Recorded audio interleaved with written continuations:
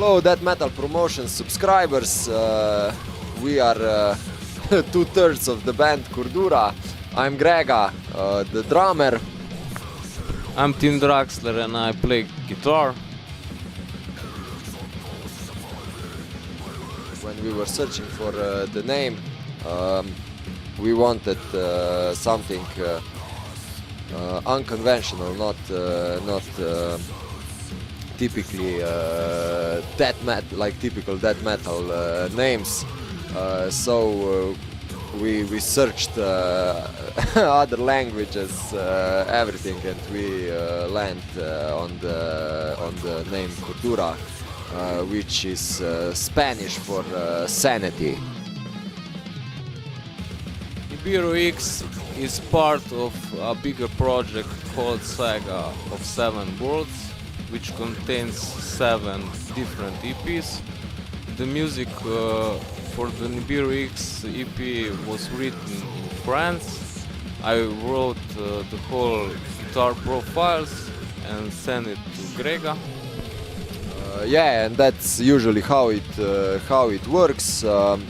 When I receive Tim's guitar profiles, then I work on my drum parts, and when we are both satisfied, then we start the recording process.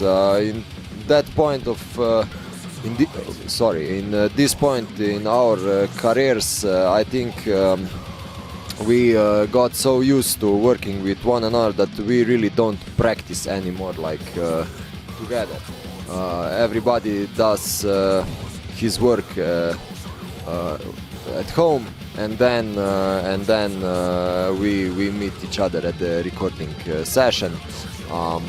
Only band practices are before the shows.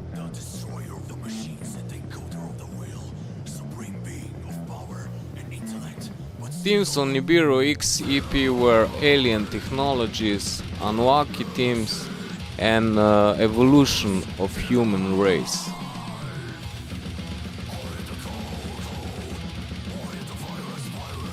The album cover was created by our vocalist Nate Heine, and it represents kind of a godlike status that our main character has. That's why he's pictured above the planet Nibiru.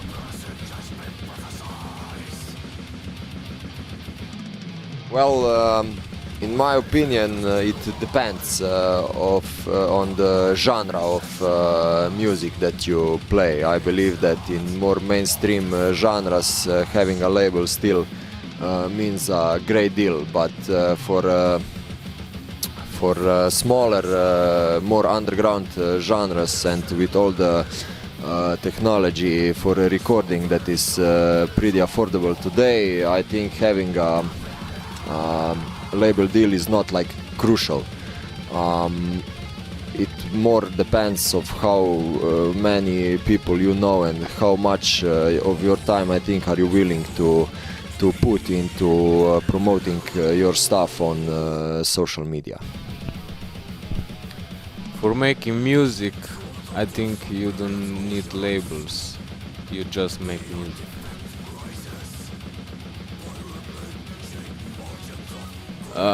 My discovery of death metal was in primary school, when a friend of my mother gave me a copy of The Sound of Perseverance CD of the band Death. For me, it was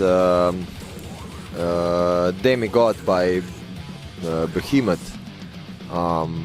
That was the first song, kind of death metal that I heard, but then after I discovered Nile, I fell in love with the genre.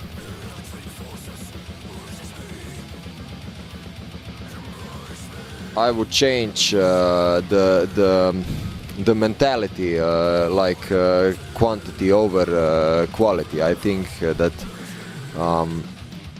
there is a lot of artists that just follow the current trends and put out music that is easy to listen to, but you forget it instantly. So I miss like the more creative approaches to writing and performing music.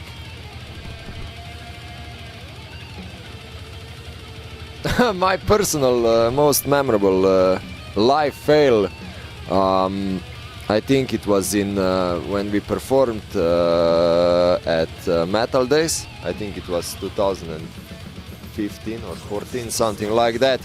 And during the last song of the concert, my beater fell from the pedal. So I had to do like the whole last song only with my left foot, which was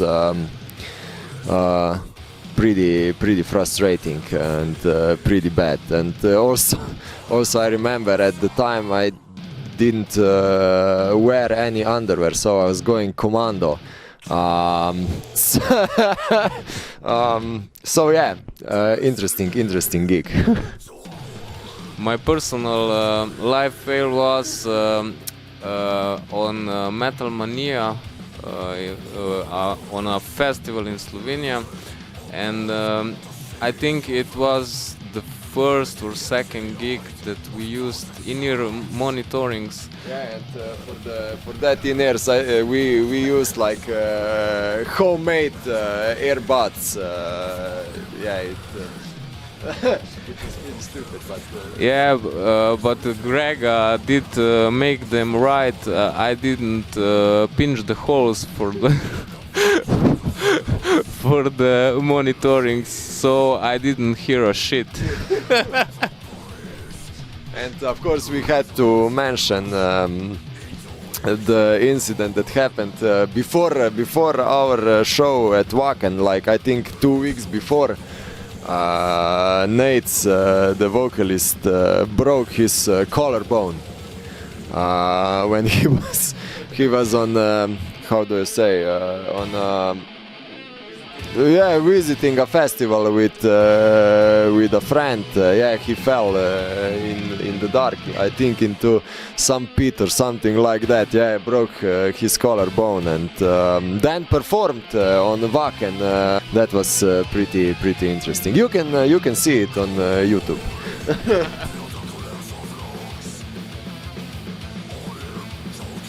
Well, I really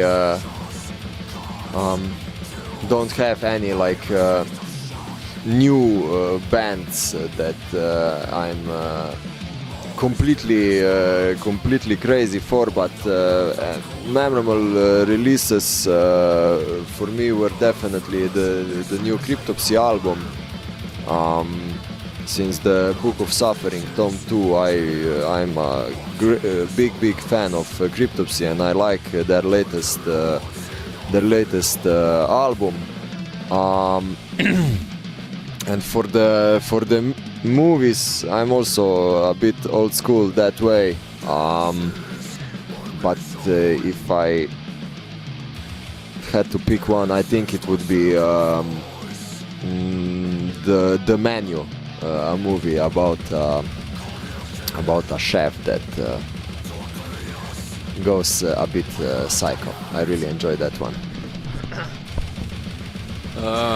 For me, I listen mostly just old music, like for the 80s and 90s, but I will pick a movie that I was pretty much impressed with, and it was called Dune. I like the themes, and I think that the movie was recorded very good, and I'm looking forward for the second part.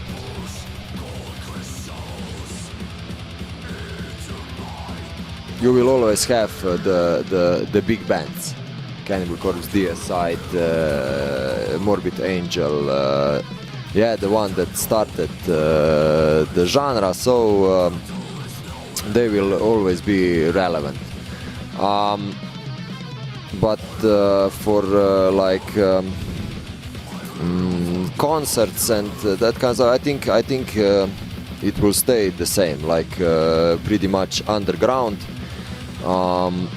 Right now, I think death metal mixed with core is pretty much the most popular and listened to subgenre of death metal, and it doesn't look that this will change anytime soon. So for bands like ours, I think we will stay underground, and to be honest, I prefer it that way. I think that death metal was always underground, and I think it will be kept forever underground. Well, in Slovenia, the death metal scene is really small.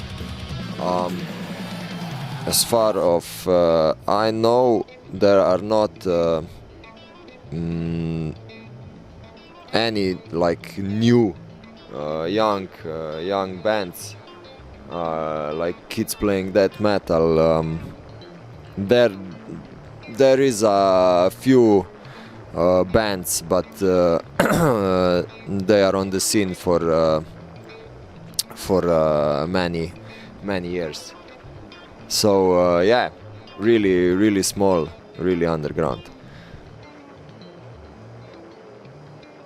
My most favorite death metal album is by Death, The Sound of Perseverance. I like it because it's the first memory on the death metal genre, and I like the production and the songwriting and almost everything. Yeah, for me it's Those Whom the Gods Detest by Nile. When I heard Kafir, I had it on repeat, I don't know, for a long time, and the whole album for me is just a masterpiece. I can listen to it anytime, anywhere.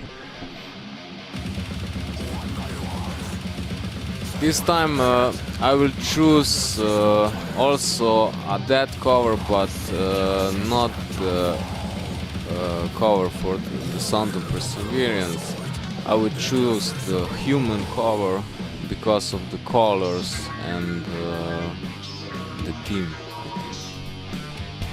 I would have to say Tomb of the Mutilated by Cannibal Corpse. Is just when I saw the cover, it was just the most brutal thing I saw on a CD, and I think that hasn't changed.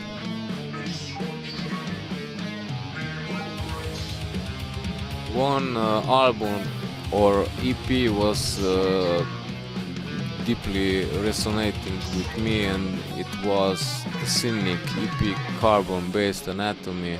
I can remember when I first heard it, I just skipped the school. I was studying computer science, so I was skipping school and just played the fucking guitar. Like I said before, Kafir by Nile was the song that just blew my mind. And also, I think when the first time I heard Sacrifice unto Selek, I mean George Kolias on that album is just unbelievable.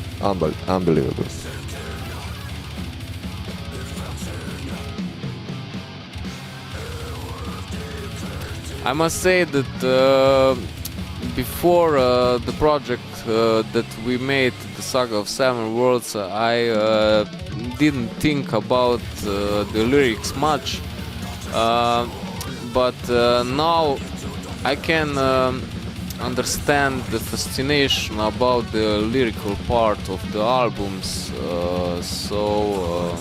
it has been changed the thinking on the lyrics, because the vocalists also have an important part in making music. Well, I still don't pay that much attention to the lyrics, to be honest. For me, the most important thing, or the thing that I like to listen to the most, is the instrumental part. If the instrumental part is amazing, I really don't care what the singer is doing.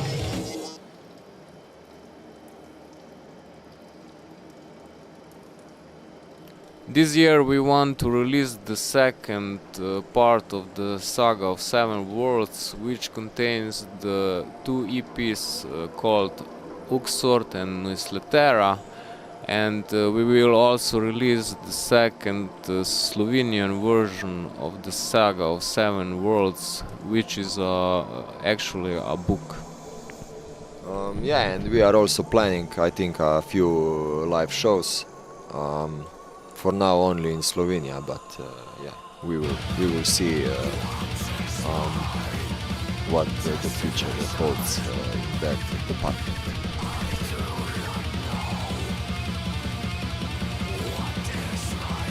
Keep supporting the fucking underground and don't become commercialized.